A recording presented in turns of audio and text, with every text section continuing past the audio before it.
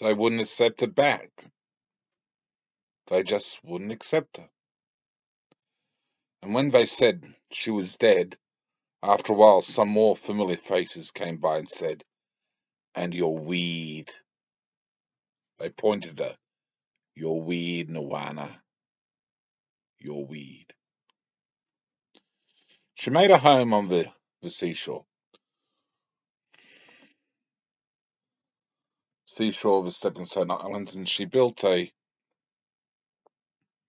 hut out of grass reeds and branches and things.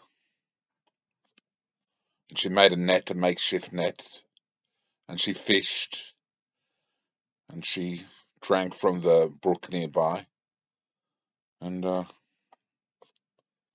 settled down to being an outcast, ostracized from her community. They knew who she was, that she was one of them, but they weren't going to accept her, and they knew her name. They knew who she was. Word had got around. So she lived on the seashore and tries might to re-engage with her society. She was weird, and she was dead, and she was not going to be accepted. She was a living ghost. One day a familiar face, Jonty, showed up again. He knew where she was, and he'd crossed Argon and braved the swarms. And he said, "Well, I accept you. You're living to me."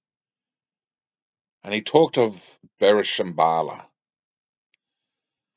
And she would stress that he should live in the here and the now and not be so damn minded of otherworldly things, things which they had no clear answers for in Olo Malan. The Nexus explained these things. She says, whatever that power was, we don't know anymore. The Kamar has his views, and a gigantic worm birthed us all, the alpha worm. I've heard that tale. Heard that too, said Jonty. Very incredible. But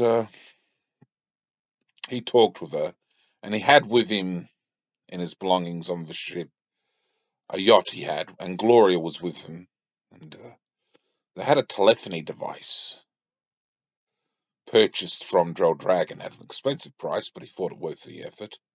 He was going to take it back home with him to Parangash and establish it there, because he felt that Drow Dragon had assured him he'd keep the network going again one day, soon enough, in fact. And they wanted Parangash to be on the map. But he wanted to see the Stepping Stone Islands and to see Nuana again because he was fond of her. And Gloria, Dark Shadow, she had that bitch in her, Nuana thought, but she was a lovely person with her beautiful long red hair. And they chatted and they talked for a while, and she shared her frustrations of being not acceptable.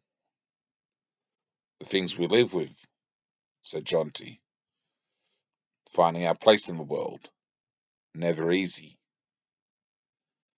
And the weird and the warped, on that much, had agreement.